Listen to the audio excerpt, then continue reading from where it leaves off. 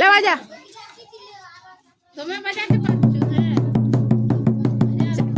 দেখতে পাচ্ছ 4টার থেকে বাজে রাখি দাও চলে এসে মারবে ধামসামা দলের শব্দে কাল সারা রাতে আমাদের কারোরই ঘুম হয়নি। আর ধামসামা দলগুলো সব আমাদের বাড়ির সামনে রাখা আছে বরযাত্রীদের দলেরগুলো। তো বেটু সকাল সকাল ঘুম থেকে উঠে চলে এসেছে, এখন বাজাচ্ছে। এখনও সবাই ঘুম থেকে উঠে নিয়েছে, মর্নিং ওয়াক করে একে একে বাড়ি যাচ্ছে। আমাদেরও এখনও চা খাওয়া হয়নি, তো আমি ওদিকে চা বসিয়েছি আর ও বাইরে বেরিয়ে চলে এসেছে। তো এখন ওগুলো মনের সুখে বাজাচ্ছে। তো রাত্রেবেলায় এই বাজনা বাজানোর জন্য ঘুমোয়নি এত বড়।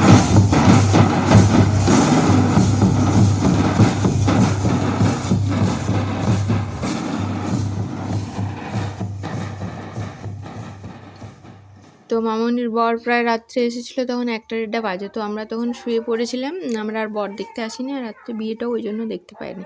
কিন্তু সকালে যে নিয়ম কানুনগুলো আছে সেগুলো ওদের হয়ে গেছে। তো এখন যেটা হচ্ছে সেটা হচ্ছে মানে বরযাত্রীদের দলের যারা বাজনা বাজাবে আর আমাদের গ্রামের যারা বাজায়, তারা ওই 2 দলের মধ্যে এখন একটা কম্পিটিশনের মতো হচ্ছে। আর এই যে মহিলারা সবাই শাড়ি বেঁধে হাতে হাত রেখে আদিবাসী দেশে এই যে নাচটা যেটা করে সেটাই ওরা করছে, আর তার সাথে সাথে গানও গাইছে।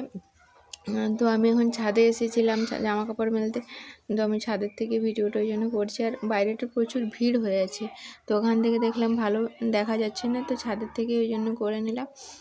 আর ওরা গানের তালে তালে নাচবে, তারপর মামনির বিদায় হবে আর কি, মামনির বিদায় হবে।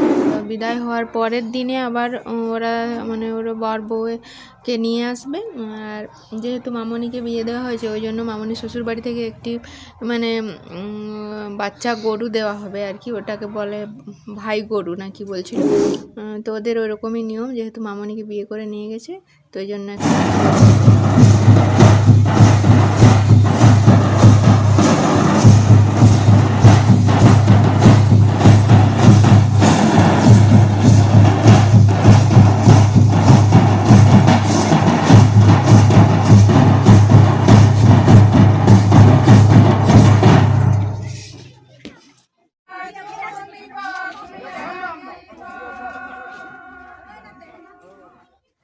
নাচ গান অনেকক্ষণ ধরে চলার পর এখন প্রায় 11:30 মতো বাজে। তো এখন মামনিকে রেডি করে দেওয়া হয়েছে বিদায়ের জন্য। আর এখানটা ওদের ঠাকুর যেহেতু, তো এখানে প্রণাম করার জন্য এসেছে, আর এখান থেকে গাড়িতে উঠে যাবে।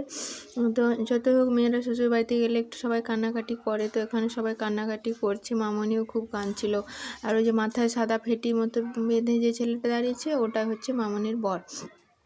তো আজকে গিয়ে কালকে আসবে, তারপরে আবার যাবে শ্বশুর বাড়ি, তারপর মামনি একা আসবে, তারপর মামনির বর এসে আবার ওকে নিয়ে যাবে। তাহলে ওদের মোটামুটি নিয়মগুলো হয়ে গেলো, তারপর থেকে ওরা একা একা আসা যাওয়া সমস্ত কিছু করতে পারবে।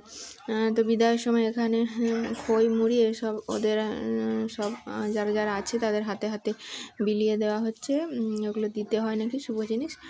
তো এবার প্রণাম টনাম সেরে গাড়িতে উঠবে।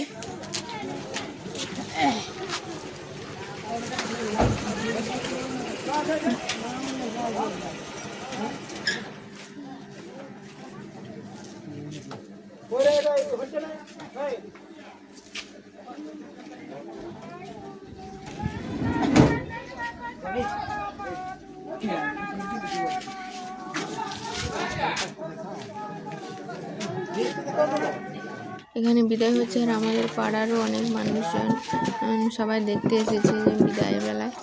তো বিদায় বেলায় যেরকম হয় কান্নাকাটি, তো সেরকমই চলছে, ওই জন্য লেট হচ্ছে। আর ওদিকে বরের বাড়ির লোকেরা খুব তাড়া দিচ্ছে, কারণ রাত্রেবেলা আবার এরা যাবে প্রীতিভোজে। তো শুধুমাত্র বরের গাড়িটা এসে দাঁড়িয়েছে, আর ওদের বরযাত্রী গাড়িটা আমাদের গ্রামের একদম মাথায় দাঁড়িয়েছে, কারণ অত বড় বাসটা আর কি এখানে ঢুকছিল না। তো সেখানে আবার গিয়ে একটু নাচানাচি হবে বাজনা বাজিয়ে, তো ওই জন্য ওদের আবার দেরি হয়ে যাবে, ওই জন্য খুব তাড়াহুড়ো করছে। মামনির বর তো গাড়িতে উঠে গেছে, এই পাগড়ি সাদা মতো পরেছে দাঁড়িয়ে ছিল ছেলেটা, ওই ছেলেটাই। তো এবার মামনিকে কোলে করে গাড়িতে উঠিয়ে দেওয়া হচ্ছে। তো আমি ভিডিওটা এখানে শেষ করলাম, কারণ আর আমি দেখতে পারছি না, কারণ মামনি এখন খুবই কাঁদছে। তো আপনাদের কেমন লাগলো?